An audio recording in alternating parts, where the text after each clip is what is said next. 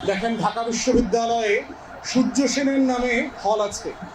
আমরা কি কোনোদিন প্রশ্ন করেছি যে সূর্য সেনের নামে হলটা কিভাবে হয়? কিন্তু নওয়াব সলিমুল্লাহ মুসলিম হলের নাম থেকে মুসলিম শব্দটা কেন কেটে দেওয়া হয়েছে? ঢাকা বিশ্ববিদ্যালয়ের মনোগ্রামে একটা কোরআনের আয়াত লেখা ছিল, ইকরা বিসমি রাব্বিকাল্লাযী খালাক, পড়ো তোমার প্রভুর নামে যিনি তোমাকে সৃষ্টি করেছেন। ৭১-এর যুদ্ধের পরে এই মনোগ্রাম থেকে কোরআনের আয়াতটা কেন সরিয়ে দেওয়া হয়েছে? জাহাঙ্গীরনগর বিশ্ববিদ্যালয়ের সাথে জাহাঙ্গীরনগর মুসলিম শব্দটা লেখা ছিল, মুসলিম বিশ্ববিদ্যালয় লেখা ছিল, ওই শব্দটা কেন সরিয়ে দেওয়া হয়েছে? কাজী নজরুল ইসলাম কলেজের সাথে ইসলাম ছিল, ইসলাম শব্দটা কেন সরিয়ে দেওয়া হয়েছে? তারপরে হচ্ছে বাংলাদেশ বেতারের টেলিভিশনে যুদ্ধের পরে আজান কোরআন তেলাওয়াত বন্ধ করে দিয়ে দেওয়া হয়েছিল ৭২ থেকে ৭৫-এ। কেন? যুদ্ধটা কি ধর্মের ভিত্তিতে হয়েছিল? যুদ্ধটা কি ইসলামের বিরুদ্ধে হয়েছে?